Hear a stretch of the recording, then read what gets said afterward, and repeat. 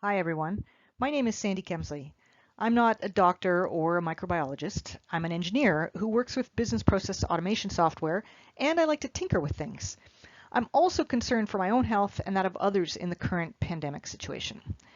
If you prefer text instructions over video, I've posted these instructions and photos over on my blog at column2.com, and I'm going to walk you through some instructions on how to make a do-it-yourself face mask for techies.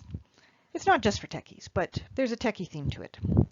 There's a variety of recommendations on whether or not to wear a mask if you're not exhibiting any symptoms of illness. In some countries that have had success in reducing infection rates, they have a general policy of wearing a mask in public regardless of symptoms, since carriers can be asymptomatic. Personally, I'm choosing to wear a mask when I leave home or when I greet people who come to the door. Since it's very difficult to buy medical grade masks right now, I've opted to make my own. And I've also made a few for friends, especially those who have to walk their dogs or work in an essential service that requires them to leave home. I'm calling this a do-it-yourself mask for techies because the basic materials are something that every techie has in their drawer. A t-shirt, a couple of conference lanyards, and a paperclip. I'm going to take you through the method that I used with photos of each step, and you can make your own. I also going to point out that although I use a sewing machine here, you can sew these by hand, or you could even use fabric glue or staples if you don't have a needle and thread or are in a hurry. I did a lot of research before I started making the masks, but my final design was based on these two references. First, a Taiwanese doctor posted on Facebook about how to make a 3-layer fabric mask with 2 layers of fabric and an inside pocket where you can insert a filter layer. The link shown is an English translation of his post, and this is the basic premise of my design.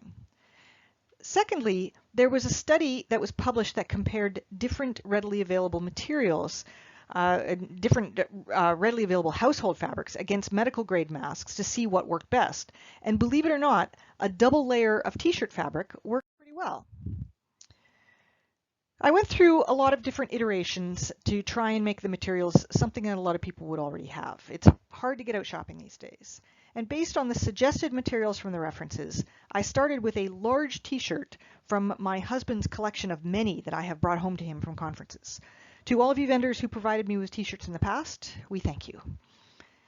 Next, I needed something to make ties, since these work better than elastic, and I didn't have a lot of elastic on hand anyway. Remember all those conferences I went to? Yep, I still had a lot of the conference lanyards hanging in a closet. Now, I provide a hack at the end of these instructions to use the bottom hem of the t-shirt if you don't have conference lanyards, or you can use other types of ties such as shoelaces. The paperclip was added in the third to last design iteration after I went out for a walk and found out that my glasses steamed up due to a gap between the mask and the sides of my nose. It's sewn into the top edge of the mask to create a bendable nose clip that can be adjusted for each wearer. Now, just a few caveats, since these are not medical grade masks and I make no specific claims about their effectiveness. First of all, they do not form a tight seal with your face, although they can be made to hug pretty closely. They don't use medical grade materials. These are not going to be as effective as filtering out the bad stuff.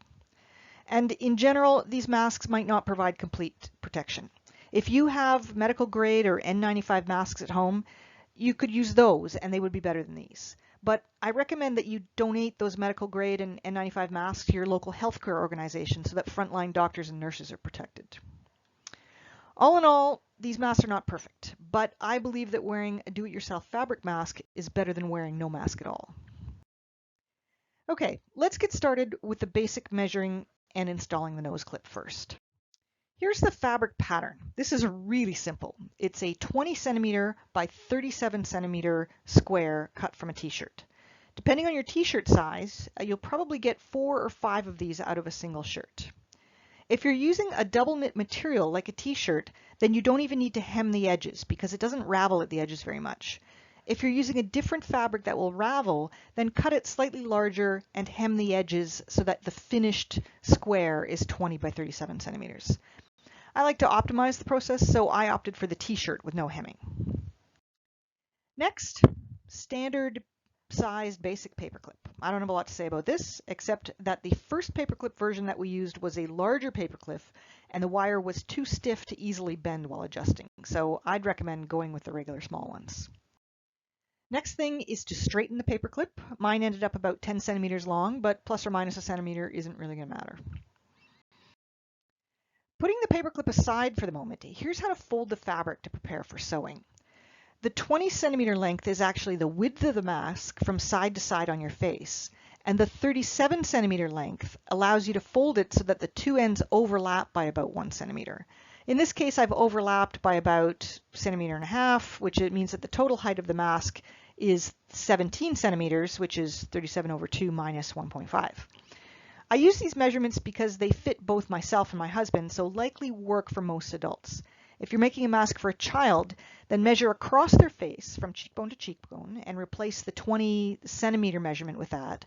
And then measure from the top of their nose to well under their chin, double it and add a centimeter to replace the 37 centimeter measurement. Now the next part is a bit tricky and it's hard to see in the photos, but I'll try to talk you through it. This is where we sew the paper clip into the top fold of the mask to create a bendable nose clip. What you're seeing is the fold at the top of the mask that I've opened up a little bit with the straightened paper clip rolled right up inside the fold.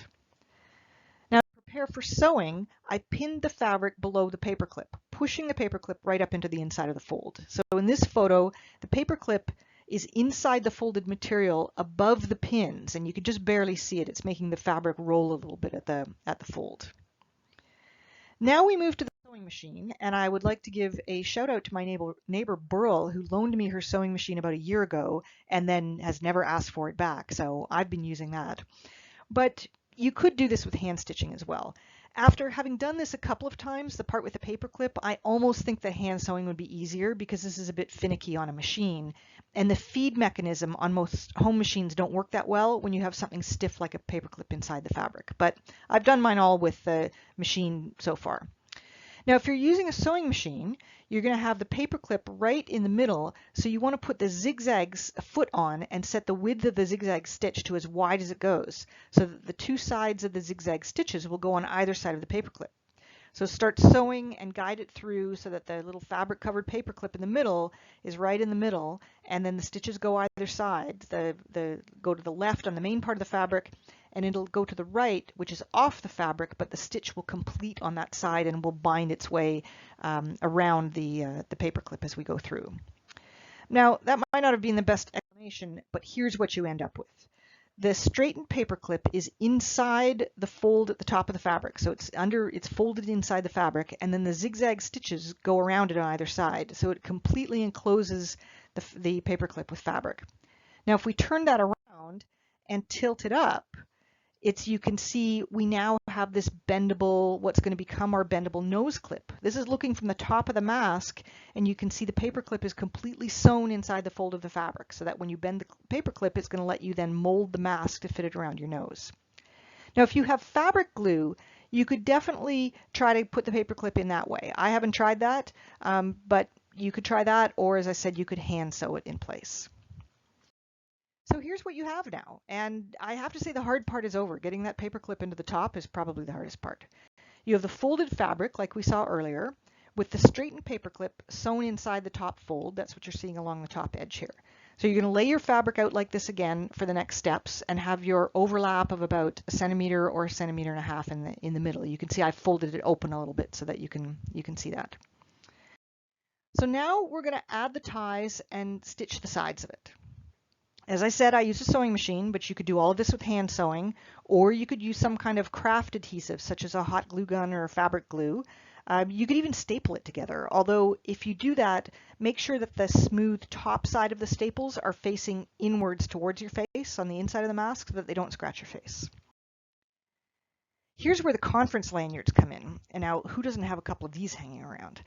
You'll need 2 of them to make the ties for the 4 corners, and I've selected 2 from past vendor clients of mine who I've also attended conferences of, Kamunda and Abby. Thanks, guys. Really appreciate this. But the first thing you do is you cut all the cool stuff off the end of the lanyard and throw it away. And then you're going to cut each lanyard in half. So these are now 4 ties that you're going to attach to each corner of the mask, and they're going to be used to tie behind your head. If you have one set that's slightly longer than the other, then use those at the top of the mask because it's a bit further around the back of your head than around your neck where the other one ties. So that's just a little hint, although I haven't had any problem with the length of any of the ones that I've done so far. Let's get ready to sew. So we're going to prepare I've started with the right side, and you can see it's facing, as the inside of the mask is facing us. The nose piece you can see sewn at the top. And I slide about 1 or 1.5 centimeters of the tie into the fold of the fabric. So it's inside both sides of the fabric. And I put it so that they're facing up and the logo is facing out, but that's just an aesthetic thing. You can do it however you like. So you're going to pin each of the ties in place and then put a pin in the middle. You can see where the fabric overlaps in the middle, just to hold it in place as we stitch along there. Now it's just a straight shot, sewing from the top to the bottom. I went back and forth over the ties at either end a couple of times just to make sure that they're really secure, and then I just stitched straight stitch the rest of the way. Now once it's sewn, flip it over. This is what's on the outside of the mask, and that's what it looks like. So the ties are sewn in place and the entire edge is stitched closed. We're not done yet, but that's what the first side will look like as we do it. So now flip it back over, pin in the ties onto the second edge, put the pin in the fabric overlap at the middle, and then sew this side as well in the same way. Double stitch over the ties to make sure that they're very secure, and then just a straight stitch down the entire edge there. So now we have both sides done. So this is what it looks like. This is the outside of the mask. That folded part with the fabric overlap is on the inside. That's going to be a little secret pocket where our filter goes in later. But you can see now the nose clip at the top, and we have the ties on. So we have an almost completed mask. Now, some of the fabric designs that I've seen online stop with a simple version like this, but I find it leaves large gaps at the side, and I wanted to tighten it up like what the Taiwanese doctor showed in his post by putting tucks in it. So that's what we're going to do next. We're going to add some side tucks. Now, there are other ways to do this. I'm going to show you with tucks. I did a couple of masks with elastic, but I don't have a lot of elastic on hand, and thought that most people wouldn't unless they do a lot of sewing or crafts. If you do elastic, you can cut about an 8-centimeter piece of elastic, tack it next to the top and bottom tie on either side, and then stretch it out, stretch the fabric and sew it, and then the fabric bunches up around the elastic. If you have a shirring foot on your sewing machine, you can definitely use that. Now, if you don't know what a shirring foot is, then you probably don't have one. But I also recall a hand shirring technique that I learned in home economics class in grade 7 or something like that. But I think that part of my memory was overwritten when I learned my 4th programming language. So we're going to stick with side tucks for this particular demonstration.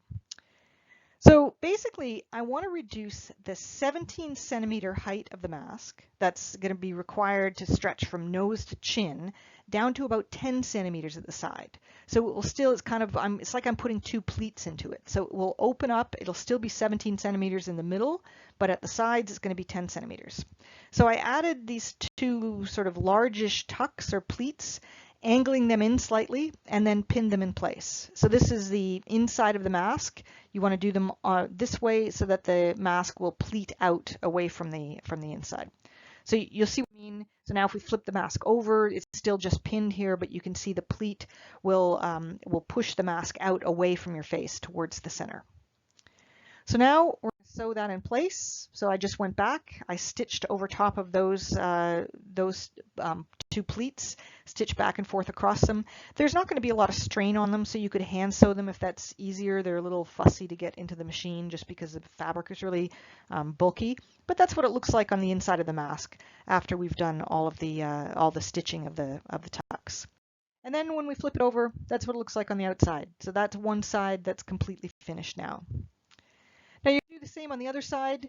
So we've now done the other side, and the mask is essentially done. This is the completed mask with ties at each corner, bendable nose clip at the top, and the tusks and the little tucks at the side. Now, we're not quite done. Remember that open fold at the back of the mask? We're going to insert an extra layer of filter material inside the mask between the 2 layers of t-shirt fabric. Now the mask would work just fine as it is, but it'll work better with an additional layer of a non-woven material inside that helps to stop transmission of aerosolized particles. The doctor from the original design said that you could use a few layers of tissue that had been wet and then dried, so it sort of melded together. I was talking with a friend about using a paper coffee filter, and you could use your imagination here, but just as long as it's something that isn't embedded with any chemicals and air can still pass through it sufficiently for breathing. I found a great suggestion online, however, a piece of a Swiffer sweeper cloth cut to fit. So these are the ones that you put onto your Swiffer sweeper and then run around your floor to pick up all the cat hair, or that's what ends up in mine mostly.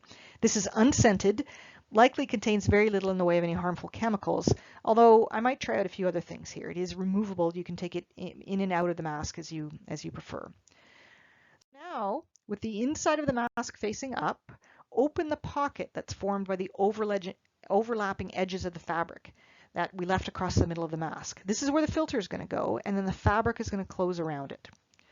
So push the filter into one side of the opening and flatten it out because you only want to be breathing through a single layer of it. It's going to be a bit harder than usual to breathe through the mask anyway, so you don't want to make it worse. Like, you really just want the single layer of the filter material in there. So then you push in the other side. Now the filter's all the way in the mask. You want to flatten it out, push it up into the corner so that you just get best coverage. And if it's too big, take it out and trim it down rather than having the extra rolls of filter material inside the mask, because that's just going to make it too bulky around your face. So if you just tug a bit at the sides of the mask, the opening is just going to close right over the filter and you're ready to go. I did one model that put a snap in the middle so that the opening was held closed, but that's really not necessary, and the snap pressed up against my nose, so that wasn't very good either. Okay, it's time to finally put the mask on and get it adjusted properly. Before tying it on the first time, just put the nose clip up to the top of your nose and mold it to fit over your nose. So once you've done this one time, you probably only need to make minor adjustments, if any, every time you put it on. But you just want to try to get it into place properly. You can see in the second picture, I've bent the nose clip down the sides of my nose and then flattened the ends of it to follow the edges of my cheek. This closes most of the gap between the mask and my face at the top edge, and that reduces the opportunity for any aerosol particles to get in. This also means that my glasses don't fog up every time I exhale, so make sure that that's a pretty snug fit around there. Now, the next thing is tie the top tie around your head. Make it nice and high so that it won't slip down up where you would put a little girl's ponytail if you were doing your daughter's hair, for example, or your own hair. This should be fairly snug, but not uncomfortably so. Then you're going to readjust the nose clip because it probably would have pulled it up a little bit, so you want to readjust the clip to be in a better position. Now the bottom tie just goes around your neck. This can be reasonably loose, but you can see how the tucks now conform to the side of my face so that the mask fits fairly closely there. I'm thinking on the next version that I might add a tuck right in the middle of the bottom edge to have it hug the chin closer, but I think this is pretty good the way it is. Now just a few tips about wearing, and then I'll show you a final hack in case you don't have a conference lanyard. Always put on a clean mask with clean hands. Try not to adjust it too much once your hands are no longer clean. So if you're outside, try not to adjust it too much. So you really want to get it right the first time and try and leave it that way. In general, you want to put the mask on before you leave home and then take it off when you come back, and don't really touch it very much in between. Now, since the outside of the mask may have picked up something while you were out, be sure to wash your hands after you take the mask off. If you have to take it off while you're outside, because you're tied at the top and the bottom, you can just untie the top tie and let the mask hang forward over your chest while it's still tied around your neck, and then wash your hands or use hand sanitizer before touching your face. And then to put it back on, you just pull it up and tie it. So it's much easier than one that would have the elastic around the ears, if you might have seen those models, and it requires much less sort of fiddling to get it on and off. There are a few different ways to clean the mask. If it's not dirty, like it doesn't look physically dirty, but it might have contacted something that was infected with the virus, you can just leave it for 24 hours. Now, I'm basing that recommendation on the time that it takes for the virus to deteriorate on a porous material such as cardboard. You can wash it in warm soapy water while you're washing your hands. Rinse it in clear water, squeeze it out, and then let it hang to dry. Or you can do the equivalent of a medical autoclave and steam it over boiling water for 10 minutes if you have a steamer and a pot on the stove. Now obviously don't put it in the microwave because of the metal paperclip, because then you'll get some fireworks and possibly some fire. Now here's a final hack. If you don't have a conference lanyard or a pair of bootlaces or the drawstring from your pajamas, you can create ties by trimming the bottom, the hemmed edge off of the t-shirt and cut it to the right length. If you trim just a little bit away from the stitching, as you can see in the one at the bottom, it won't even need to be hemmed because it won't ravel and it'll just hold together and it makes a pretty good tie. You can also fold and sew strips into ties, strips of material into ties, but you can probably find something that's already made to use instead that's a lot easier. So that's it for my do-it-yourself mask for techies, made from a t-shirt, 2 conference lanyards, and a paperclip. I don't plan to start any series of do-it-yourself coronavirus supplies, but if you're interested in business process automation and how our world of work is changing in these very changing times, check out some of my other work online. Stay safe.